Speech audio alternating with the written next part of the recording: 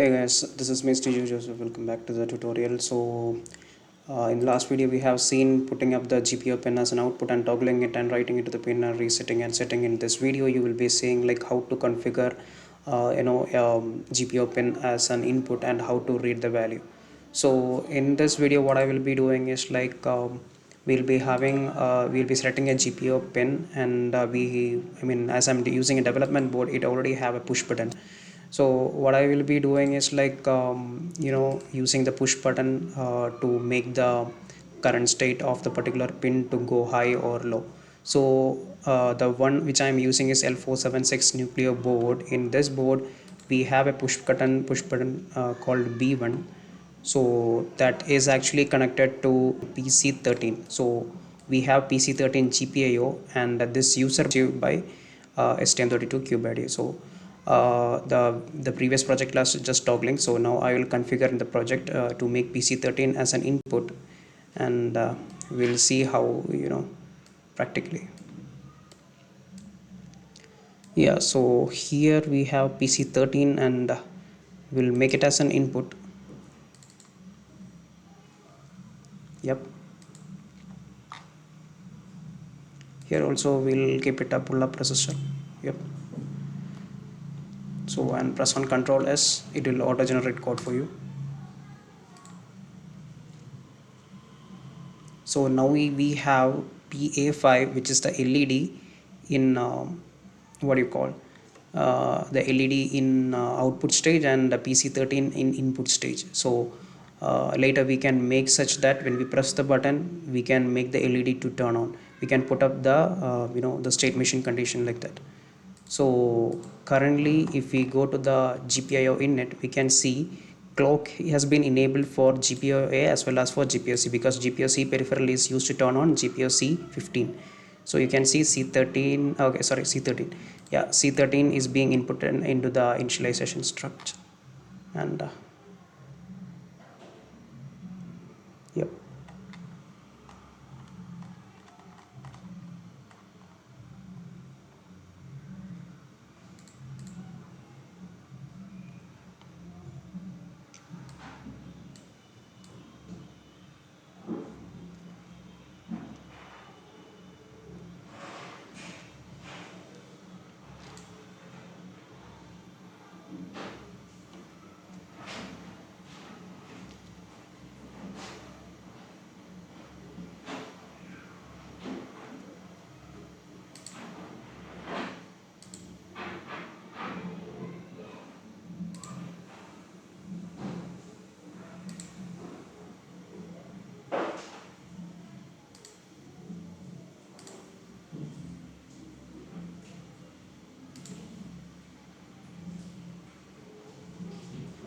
So now you can see PC13 is there and we should make it into input stage.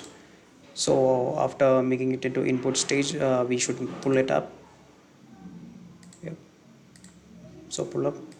Now we have PA5 in the output stage and PC13 as the input stage. So and later we can make up the if condition, state machine condition, such that if PC13 or like the user button is pressed, let this GPIO turn on. So like this we can verify the output as well.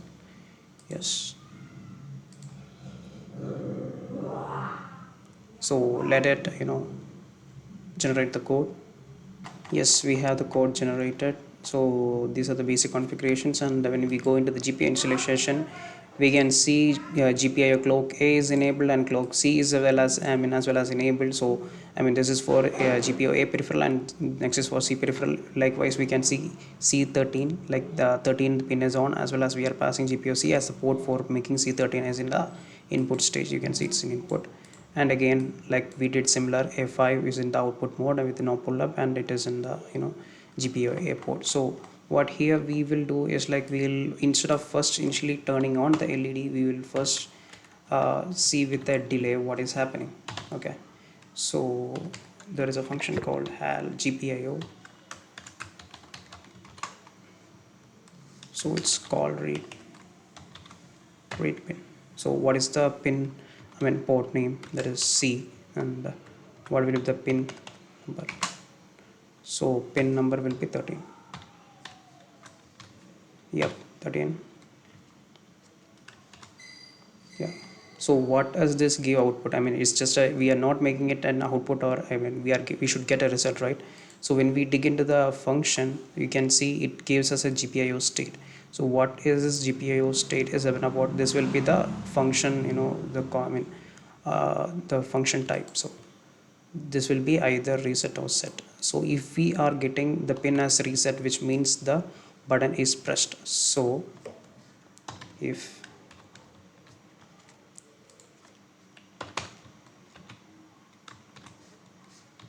sorry,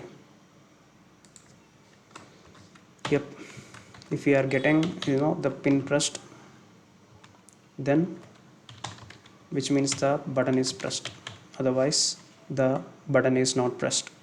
So what do we do in this case? First, if the button is pressed, we'll try to, you know, blink, I mean turn on the LED. So HAL GPIO.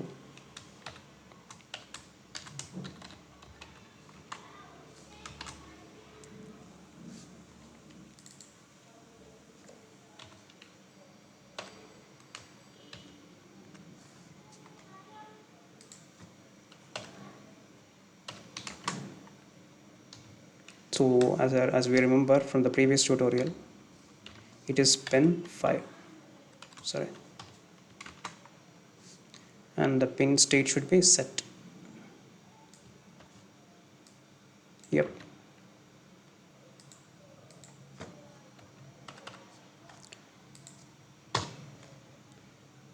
So if that's not the case, then it should be reset.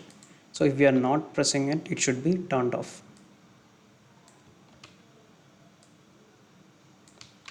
Yes. So if everything is fine, like we should see our, you know, the LED start glowing when we press the user button. So we are gonna flash the, yep, the code is getting flashed.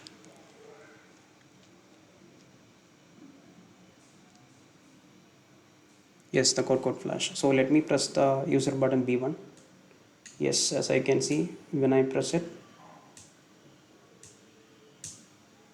yeah, it's so instantaneous. Okay, so that's all about, you know, the making GPU as an input state. So thanks for watching, guys.